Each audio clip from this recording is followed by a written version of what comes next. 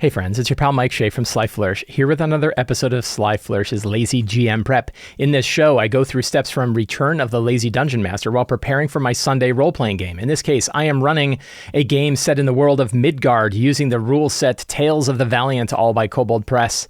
This one is called Scourge of the Dragon Empire. We are a good ways in. This show is brought to you by the patrons of Sly Flourish. Patrons get access to all kinds of tips, tricks, tools, a dedicated Discord server, a dedicated podcast called Readings and Reflections, and more. They get access to a lot of the tools you're going to see me use in my game today. They get access to all of my campaign notes. So all the campaign notes that you see me putting together, patrons get access to all of those so they can kind of dive in and critique and pick at them and say, what did you do here? Why'd you do that thing? Nobody actually does that.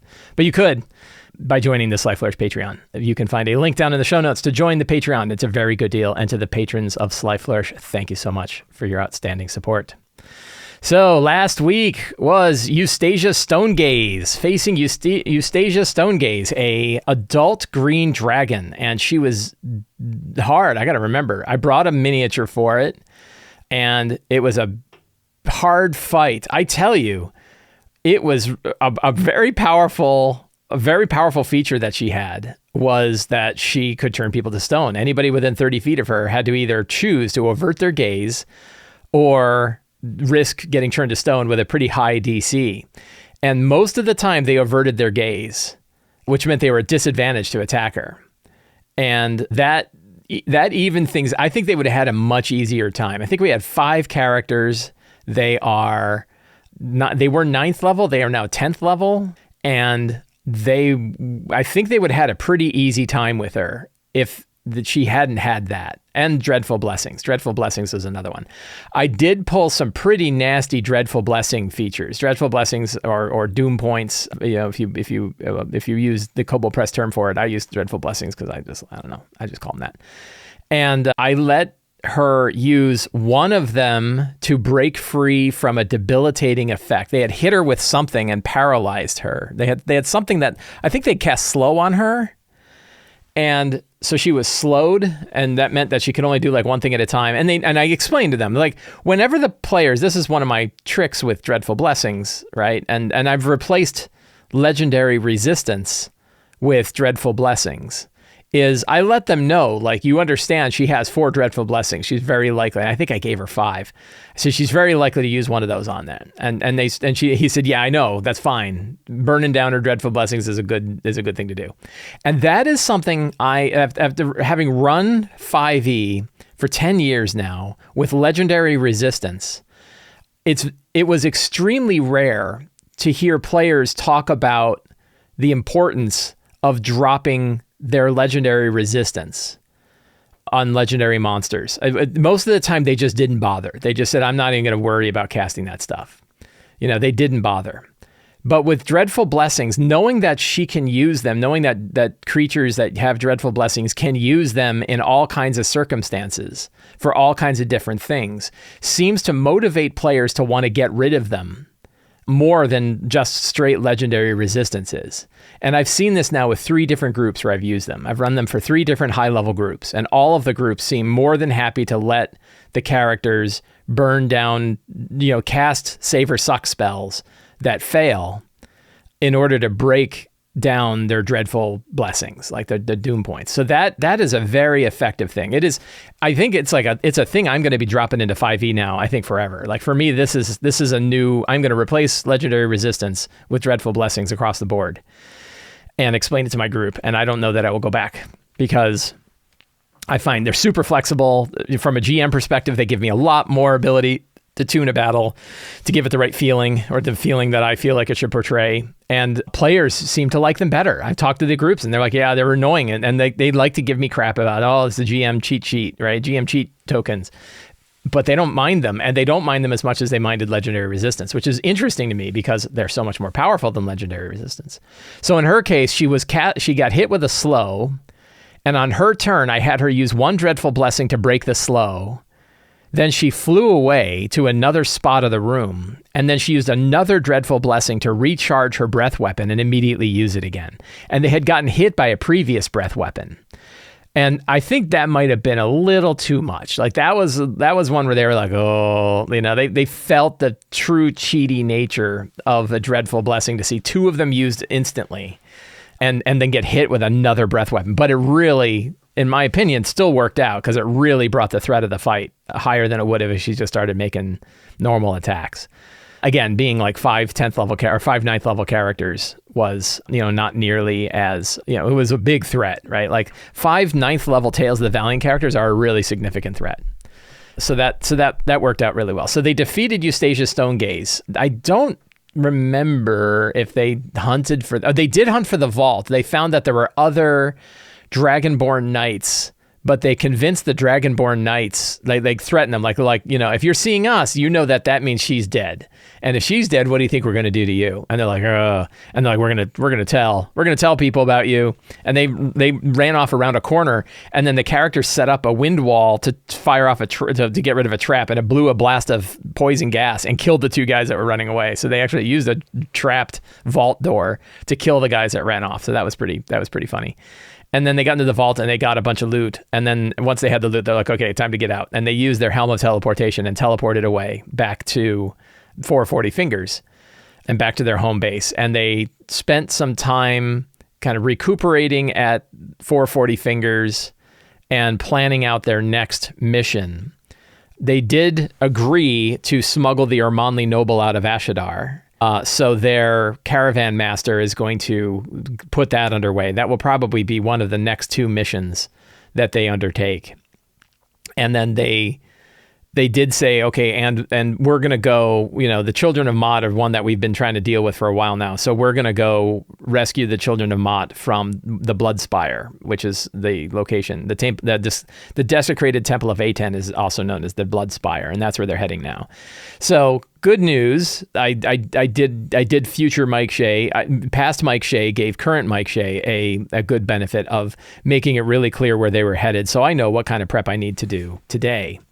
That's good. We can take a look through our secrets and clues here, but I don't think there's much that I need to do. There was an encounter that I was planning on, I think. Sealings tearing open a rift to the void, pulling insatiable broods and a young void dragon. That's not a bad encounter. That was one that I rolled up last time. And, I think I'm going to move it, though. So I think the idea that they're going to teleport back to the sundial and there's always a fight going on at the sundial, that seems kind of lame. So I think I'm going to move it to a location along the way when they're making their way to the desecrated Temple of Aten, also known as the Blood Spire. I think we're going to have something there. And I had kind of an idea in my mind that I thought of while I was pondering this game. So we are going to get some new session notes together today. I'm going to open up a new tab here. I'm using Obsidian to do my prep. If you want to learn more about using Obsidian for game prep, you can find a link down in the show notes for using Obsidian. And we are going to create new session notes, new from template, and Dragon Empire template. There we go. Today is the 12th. It's auto-dated because I use my little template thing. And who can make it and who can't? So Rowan can't make it today, but I might have the other 6. We also now have some new character information to kind of ponder because we're going to do it in order here. So if we go to our characters, I didn't write down their 10th level stuff. I should have. So I want to know what they got at 10th level. So that's probably, I don't know if it's our strong start, but the thing is what, I didn't write it down apparently. That sucks. So I want to find out what they got at 10th level, and I will add a 10th level section to each of the characters that we have here. So the characters, we have Amavin. Amavin is a rogue. I don't know. So, thinking what I try to do when I'm pondering the characters is I have a general idea about where the characters are going to go today. And then I think about the character themselves and think what secret might the character know? When I think about the characters, I've been generally thinking about what secrets they have. But another thing I think about is do they need any magic items? Is there any other kind of cool power thing that they've got that they want to see work? If I look at last week's notes, I can remember who got it. I remember an efficient quiver was given out, and I don't think I gave out the Night Stalker's +2 Ancient Gnomish Dagger because I think they already had one. I can't remember if I gave that out or not. I think it turned into a short sword that cast darkness, and I don't remember who picked it up. It's a good question. So one of the things I can ask is like, who picked up? So I got some paperwork to do. So, right, some in my scenes before we even get started with the game, I got some homework to do. Amavin. So Amavin is a rogue. He has worked in the, kind of with, deep kind of in the Empire. And so he probably recognizes the fact that an Ermanli would smuggle out their children is a bad sign for the Empire. It's a huge risk and threat to their whole family. So that's kind of tying into the other quest that they're not yet doing, but I think that that's kind of an interesting one. Now, what they don't know, super secret, is that the Ermanli that is smuggling out their child is actually Parsis the Hidden, one of the Morza. It's not just an Ermanli. Gaudenzia is a ranger who ran a vineyard. Probably no. Let's see. Was there sort of an ecological disaster as they travel across the eastern sides? Let's bring up a map here. So we have the map of the area that we're focusing on here, and as they go east of the river, whose name I can't remember the name of the river. I think recognizes that the desolate wasteland east of Gizmiri isn't just natural. I think that's kind of interesting. Cal, so because they're heading to the east, there's several tribes operate out of Ishadia. For the most part, they're left alone by the Dragon Empire, but still are often conscripted or enslaved by them. It's said that the Dragon Empire hides its most nefarious work in the desert. Mateo. What would Mateo? So Mateo is a mechanist and a celestial. It's not directly tied to Mateo's background. But one of the things that I think is interesting is, and Cal, sorry, that's not Cal. This would be, Emmert would know this. Mateo would know that there are many ruins of many gods and civilizations simply wiped out by the scourge of the Dragon Empire. Because I think what they're going to find today, that when they teleport in, they find a cenotaph that from a previous, a cenotaph that's celebrating a previous powerful warrior, and no one even remembers the war that they were a part of, right? Cenotaph of the Forgotten Hero, I think is the location. Cal, one thing is like Gaudenzia as a ranger and Cal as a druid often know the same thing. I think we're going to move this to Cal's and give Gaudenzia a different one. So Cal's is recognizing that the desolate wasteland of the Gizmiri isn't purely natural. Gaudenzia, what would Gaudenzia recognize of this? That like the lands of Adisha are very different than those of Ibelin. Adisha seems to have little need for humanoids and their civilizations. Tolstoy. So because I'm going to take that encounter from the previous session, and that's going to be kind of a cornerstone scene of today's game, that, the twisting of magic by the Dragon Empire has made tears to the void more prominent. Is prominent the right word for it? Increases tears to the void, because we have a void tear right now. So that is our character focused secrets. Then we're also going to figure out like what magic items did they pick up last time and what did they get at 10th level are going to be 2 questions. And then I need a strong start. One thing while I'm thinking about it though, I'm going to grab that encounter that I had done there from before, but we're going to move it to the Cenotaph of the Fallen Hero. Ceilings tearing open a rift to the void and pull insatiable broods and a young void dragon. That'd be fun. Ooh, my coffee is hot. So what's the strong start? So they're back in 440 Fingers. I think it would be interesting if they heard new news. So would word have gotten out I don't think word has yet gotten all the way here about the death of... I think it would be neat if the Dragon Empire loses territory in the Northwest. That would be kind of neat. So then the advantage of this is they could see the impact that they had made many sessions ago.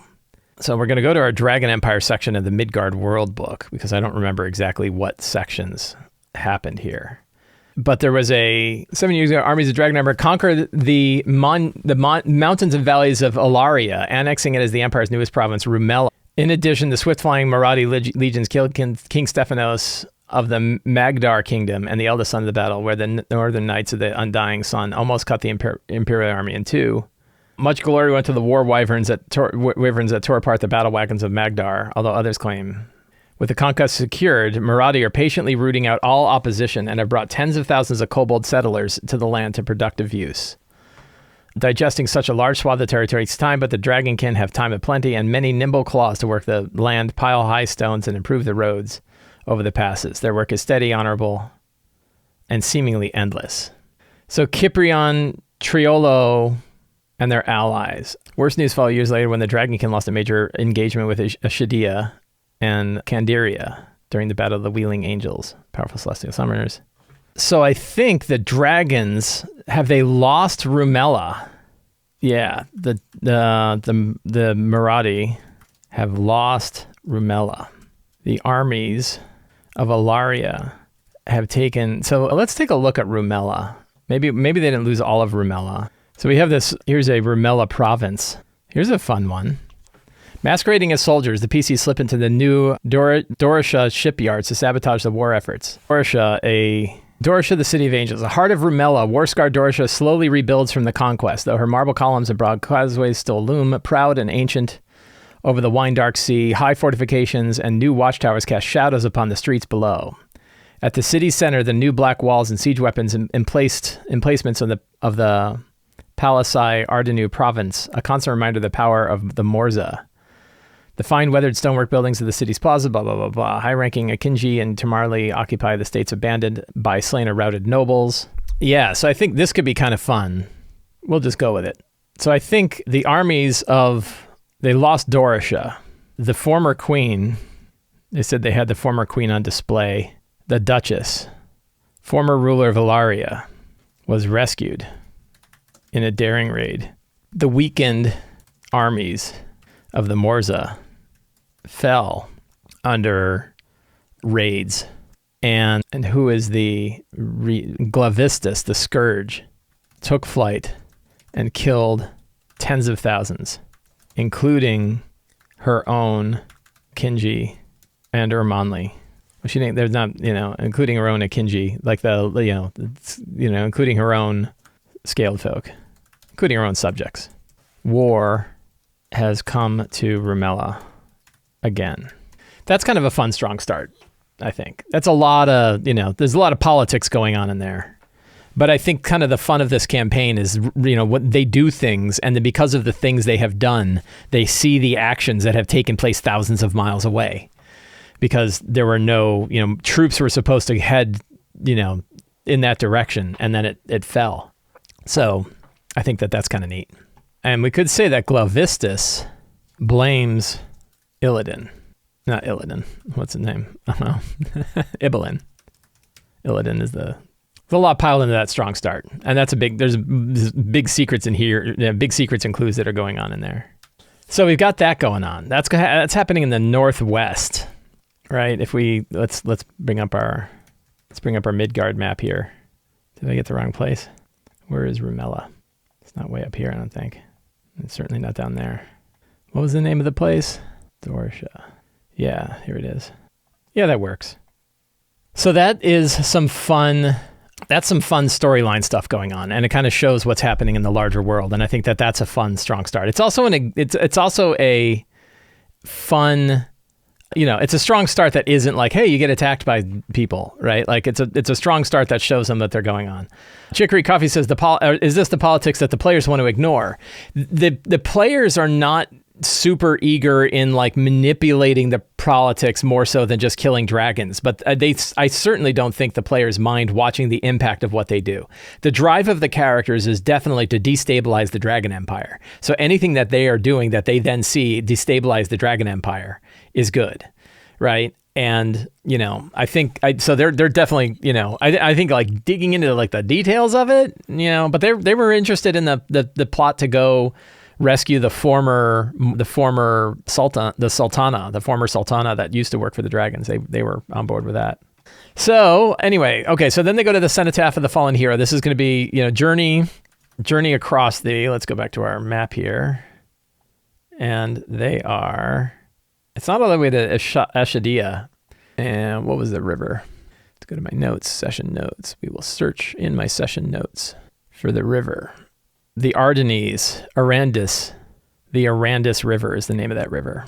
And it's in Adisha territory.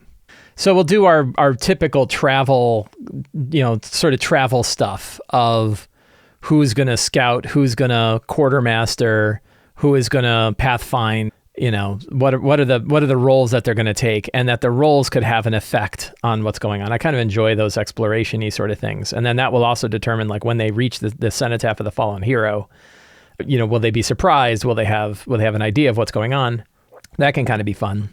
And then they arrive at the Bloodspire, and this is the desecrated temple of Aten, and we need a map for that.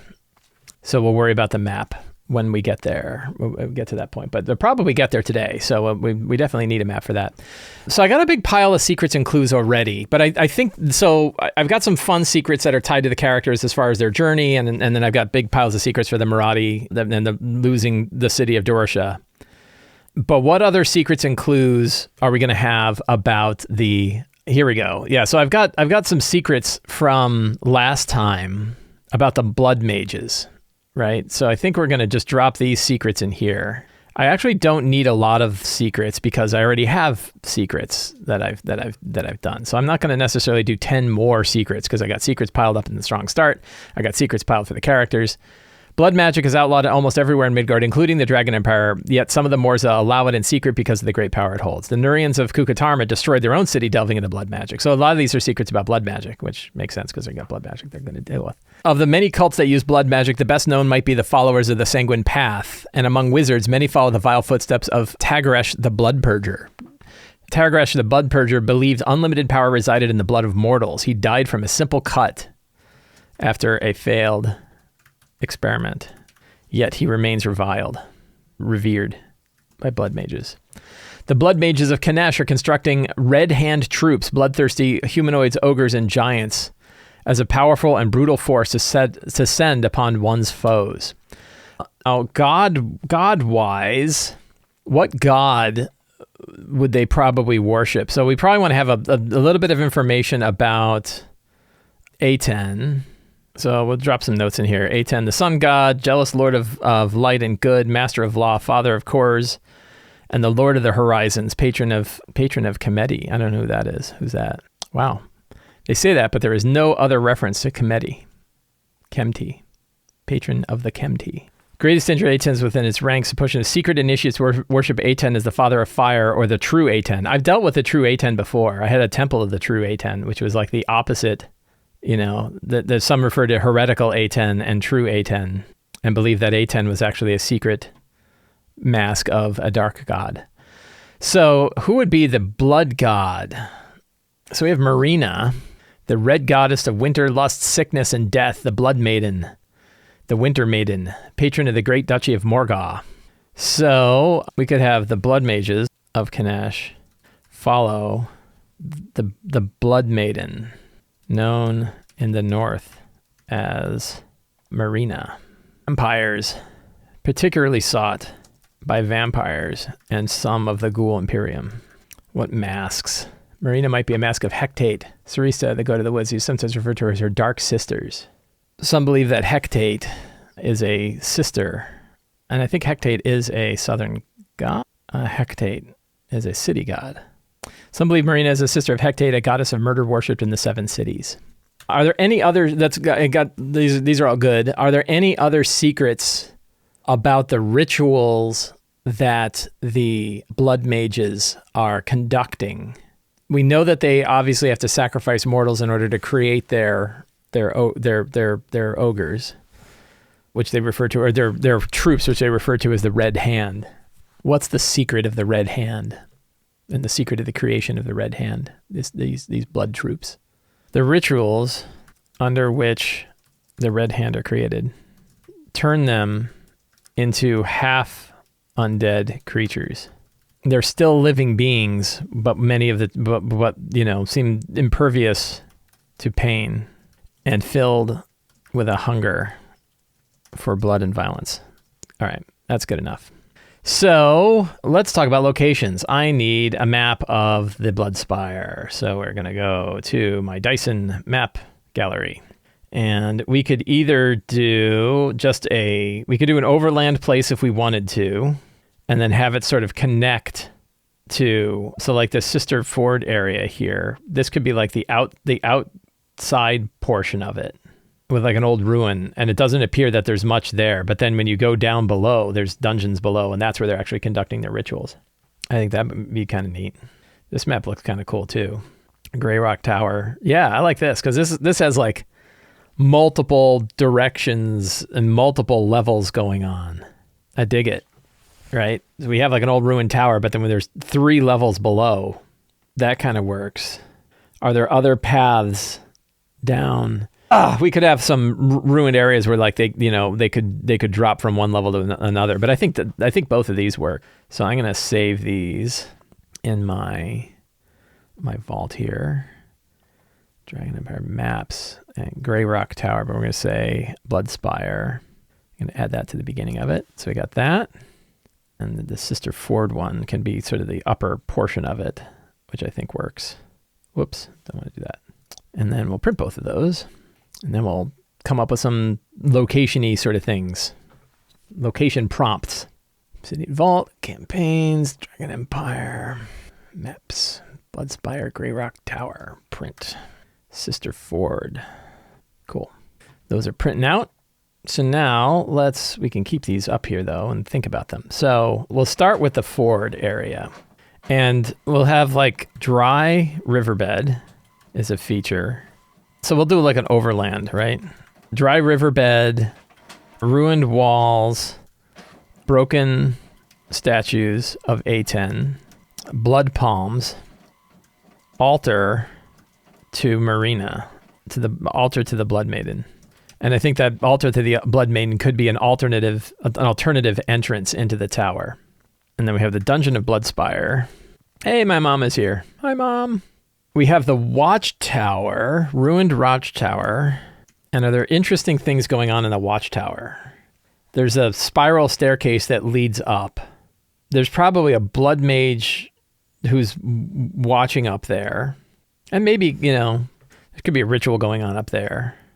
Are there any interesting physical traits that would be up there that the characters might see? Old A10 decorations. Anything else interesting going on in that tower itself? I don't think so. Then you have the lower levels. There are 3 lower levels. We'll have another, can't have too many shrines of the Blood Maiden. We could have a shrine to, who's the sister? Hecate. So we have the shrine to Hecate. Oh, I need to switch my thing over. Bang. The shrine to Hecate would be one. Then if it goes down in here, now we got a bunch of different chambers. So we have certainly a prison. We have dormitories of the blood mages. We have laboratories. We have ritual chambers. I'm not really picking exactly which rooms have what down here, but I'm kind of looking at them. Treasure vaults. Always, players love their treasure vaults. Definitely have one of those. What else would they have down here? Desecrated decorations of the former, when it was formerly a temple. We could have a secret shrine of heretical A10. That's kind of fun. Blasphemous library with some blood magic spells. That would be kind of cool. That feels good. That feels like enough. Notable NPCs. So we want to meet some folks along this journey. We will go back to the artisanal database, a feature for patrons of Sly Flourish, totally downloadable. And we're going to go to NPCs. Rakios. So we're going to have a Rakios. Oh, because the other part of these is that these are the children of Mott are the ones who were kidnapped, right? Rakios, Liontooth, Catfolk, Scout of Mott. That is a cool one. Gastel. We'll have another. El Karis. El is what? She's a tribal hunter of the Fireglove tribe who has been imprisoned here. Any other NPCs that leap to mind? We could have who runs this, who's the lead mage? The Bloodsinger. And she is, we'll have to see about the Archmage. Archmage, I wonder if they're ready to take on an Archmage. Blood Magic Archmage. And leader of this sect of the Blood Mages of Kanesh. Let's pop over, just take a look at how hard Archmages are in, is that going to be too much? NPCs. Archdruid, let's take a look at the Archdruid real quick. See what they can do. 210 hit points, CR 12, so that's reasonable. Because I'm thinking about reskinning an Archdruid. It makes 3 Thorn Staff or Nature's Wrath attack. Thorn Staff plus 7 to hit. 10 piercing plus 18 cold fire, lightning, poison, or thunder damage. We could do necrotic damage. Nature's Wrath, 27 cold fire, lightning, poison, or thunder damage. Okay, that's a lot of damage, but I don't think it's completely unreasonable. So I think we could reskin the Archdruid. That would work. The Archmage, does it feel more mage-like? Has magic resistance, magic ward, easily reskinnable. 3 arcane blast, 27 points of damage per blast. That's a lot. That's like 90, what is that? It's not quite, it's like 85 damage or something like that. 84 damage a round. Burst of magic, it does 33 force and 18 fire, cold, lightning, thunder, or whatever. They're CR 12 as well. So CR-wise, they're reasonable. Right, because the characters are going to be 10th level. So yeah, they could handle up to a CR 15. So I think I'm going to, I think an Archmage is fine. Archmage is on page 362. Monster. That's a good one. And then we have, so let's see, I think we could have Assassins, right? Blood Mage Assassins, who are also on 362. We're going to have ourselves some ogres, but I think the ogres are going to use the Hill Giant stat blocks because they are so much stronger now because of the blood magic that they've got. So we're going to have reskinned, what are they called? Red Hand ogres, Hill Giants. We're going to reskin them. Let's take a look at orcs. We have Orc Warlord so we can have Orc Warlords. They're pretty good. I don't know if we want to give them, is there any kind of like blood magic-y sort of thing?